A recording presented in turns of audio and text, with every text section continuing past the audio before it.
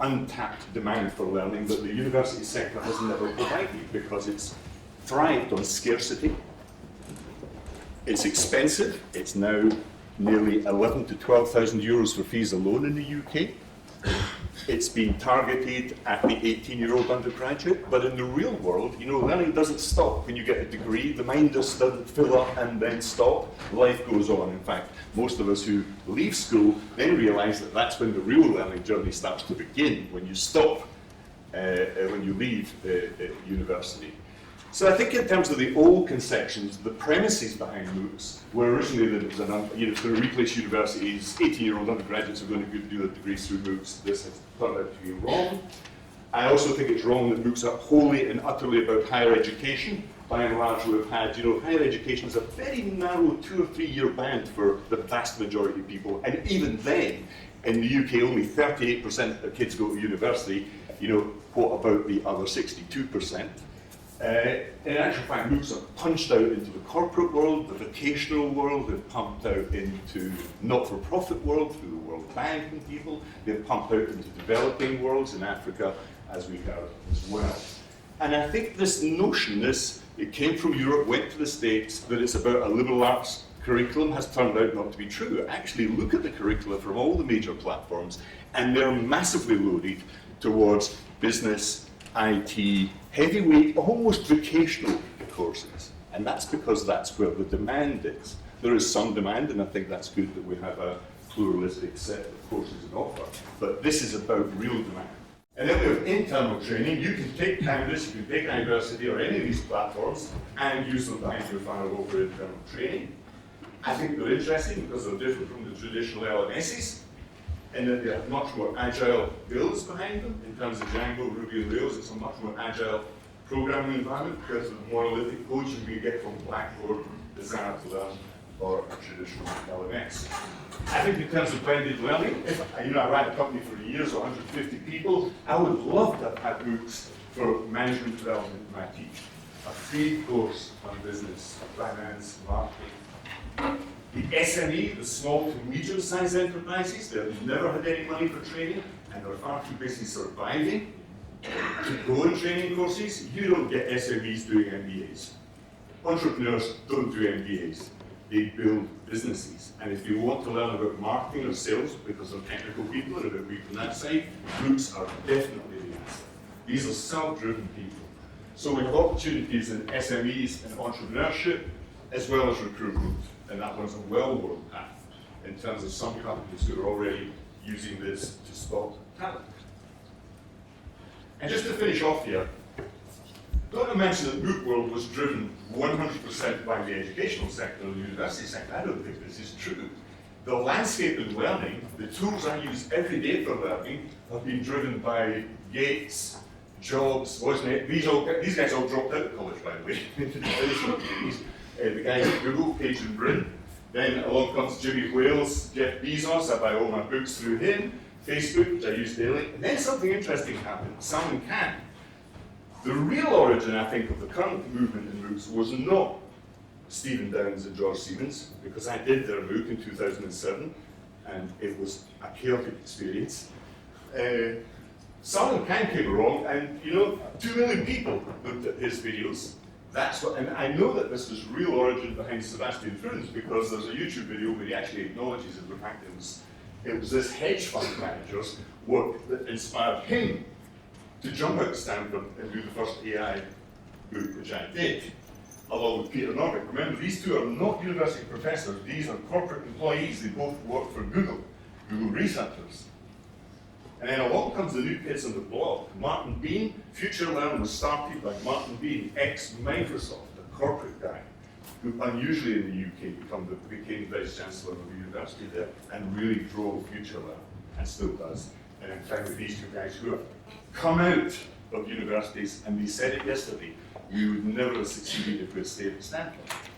So this is a good fuel mixture between public and private, between universities and the private sector. I personally think the future of MOOCs is more likely to succeed outside the context of a university and this model of the 18-year-old undergraduate. Thanks for listening. We have a foundation, basically in Germany, which has a yearly budget of roughly 30 million and is focusing on supporting the STEM topics in schools, for example. We provide free internet access to, I think, 86 to 90% of the schools in Germany for free. So a number of things that many people don't know. We have our own university, the Technical University in Leipzig that we're running. We have one of the largest training organizations for corporates, since we are a company with a little bit above 200,000 employees. We have to have that, and some of the figures are there. Now, if you look at education, I think this is what we all know, what we've all sort of seen when we went to university or when we did our education. And from my perspective, even though things are changing now, and there were different ways of changing and utilizing digital means, for example, to individualize. In many cases, if you look at our educational systems, if you look at the schools, if you look at the vocational trainings, if you look at even university courses, from my perspective, it's still the same. You know, there's a curricula, there's something, and everybody has to go through the same thing, independent of what the outcome is going to be. And for a corporation, this is quite, I think this is quite, or to put it the other way around, we can do it a lot better. Another thing that, you know, in many cases has been asked, you know, what's new about all of this? We've seen something yesterday, someone really nicely put up the history of developments of digital education since the 60s, 70s, all kinds of things that have been there, computer-based training and all this stuff. But, you know, I think these are the four main drivers that are coming together today that are really changing and giving us opportunity and, you know, and really making a change in digital education. And not only in our large companies or in our large countries, and developed countries, very much so in the developing markets as well, which for large international companies is a very, very important part, and we're coming to this in a minute. Nevertheless, my feeling, again, talking and listening to many of the presentations today, we're very much at the beginning. And when we're looking at MOOCs, and what we see today, that many universities are providing a field, to me, or it reminds me, even though, you know, I don't really remember that phase, at the time when, you know, radio, you know, has been added with pictures. You all remember these things, and I think we're at a very, very early stage, and things are going to change dramatically. You know, from just taking video capture of a lecture, you know, to come up with a real MOOC, where all kinds of things are going to be explained, where you're going to use the potential of the digital media, of simulation, and all these things, applying it and training it is going to be quite some way. Corporate training used to be present teaching. You sent your many number of people to a certain course, 20, 50 people at a time, and then, you know, 200, 300 people go all about. Don't know if you know it, but corporate training has 40% traveling cost.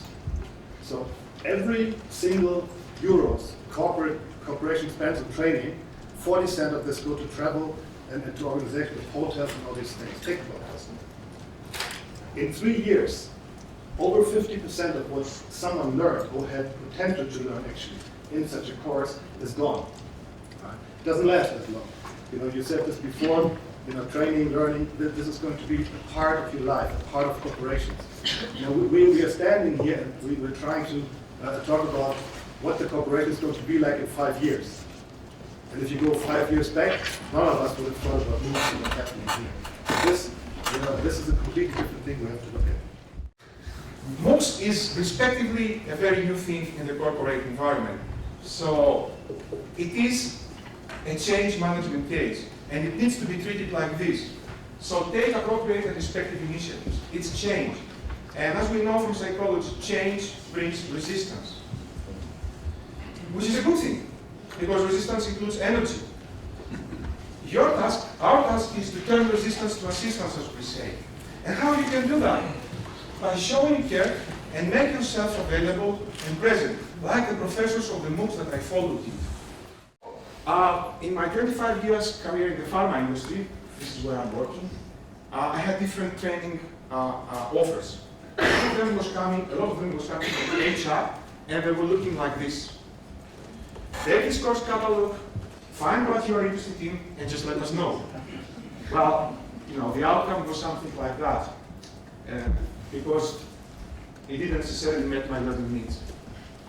Then we had the cases where the IT guys, sorry, you're not one of these guys, that they were also providing training to us, not only in terms of technology, but they were responsible content-wise. And you know, when they were offering these trainings, it looked like this. It looked like, you know, more of a user's manual. And again, it didn't necessarily meet my training needs. So, and then when you're working in the pharma industry, we have these big head guys. We call them the medical and clinical affairs guys. Really great people. Most of our training is coming from these guys. And I would say not always, but 90% when they were trying to offer us trainings, it looked like that. It was a death by PowerPoint. And I'm not talking about, you know, that they were having a lot of slides. What they were doing either online, either in normal training classrooms, it was like this. I felt like there was a competition. How much can you stuff on one slide? Actually, again, it didn't necessarily meet my learning needs. And then, you can imagine that as long as I was experiencing all this stuff, it was definitely my curiosity raised to come outside of the company and see what I can find. And that's how I discovered MOOCs. And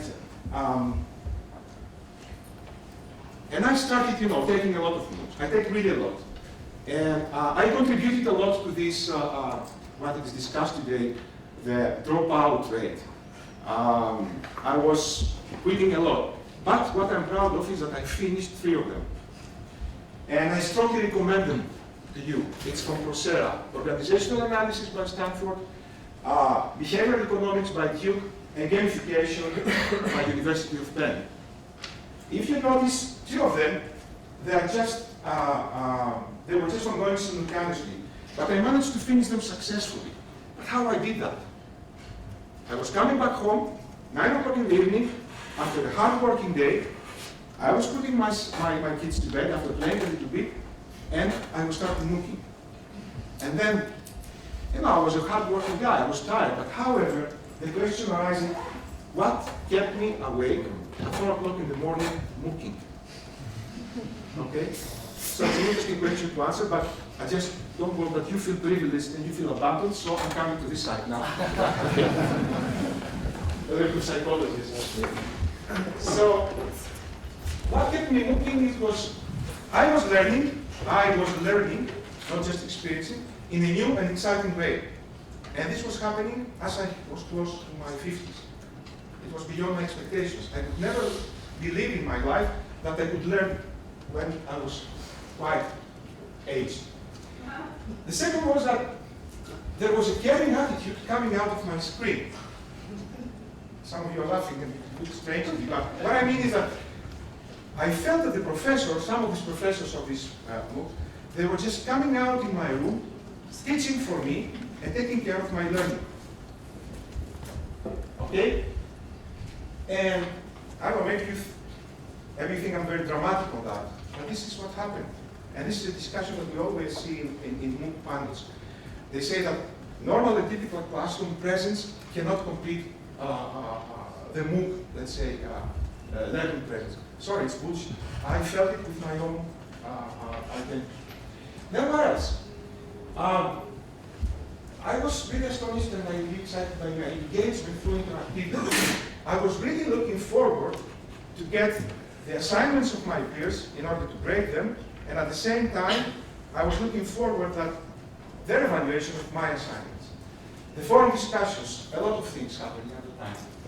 And then last, again, I'm talking about feelings. I was feeling a little bit proud that I was part of that. And I was feeling privileged because when I started that 2 years and a half, almost 2 years back, we have not been so much in Coursera, around 400,000, 500,000 students compared to today, not so much. And I was feeling privileged because without no financial cost for me, only my time, I was getting great articles and I was getting really important extras from books and so on. So, and then I thought, how could I take all these nice aspects and bring them back to my company so that there will be any more Yannis going out and searching for training initiatives outside the company. And then, with what I will tell you now, I'm challenging my presence in this panel. I couldn't develop a MOOC. It's not possible for several reasons that already the previous panelists discussed. We are discussing about suits, we are discussing about hooks, but how about the MOOC? It was not really easy. And what I did is that I developed a small open online course, and I just managed to get a nice project team, and we started developing something. And as I'm a marketing guy, I want to tell you that this was a MOOC, a small open online course on product knowledge, because this is what we're interested in. So, and we just had nice teasers, and we introduced the project team. We had a clever way to develop our tests. We used an avatar. We had a lot of interactivity. We were talking about a medical device, and the people were just able to interact with the device online. We had the storytelling and so on. And as I wanted to be aligned with the concept of this summit, which is data, I'll give you some data. Actually, people finished up last January, and at the end of 2013, we had 18% sales augmentation compared to the forecast, and it was even more than the budget. And I'm coming to your case. Actually, this was addressed to 51 countries, and we estimated that our only one trainer of this product, in order to visit these countries, only his traveling and accommodation costs would be 65,000 euros. And with this, it was zero. So this is what our bosses want to see. Because this was our EBITDA, this 65,000 euros. And on top, we had an outstanding feedback. And the real challenge that we had was looking at trying to get skilled people into our industry. So when I went to a university, I asked for electrical engineers. And so we would get a list of electrical engineers. And my peers, the other people that were looking to employ the same electrical engineers in the UK, were Jaguar Land Rover and EDF. Now we wanted an electrical engineer. This was a bubble, this was a blob of a thing. But how on earth were universities expected to produce electrical engineers to our specifications? For us, it was about getting somebody to work on controls and instrumentations, on submarines, in pressured vessels, going out to sea that could be out there for months, if not years at a time. Jaguar Land Rover, my colleague from Jaguar Land Rover, their stated aim was to take on every good electrical engineer coming out of university that year. The reason they were doing that? In-car entertainment.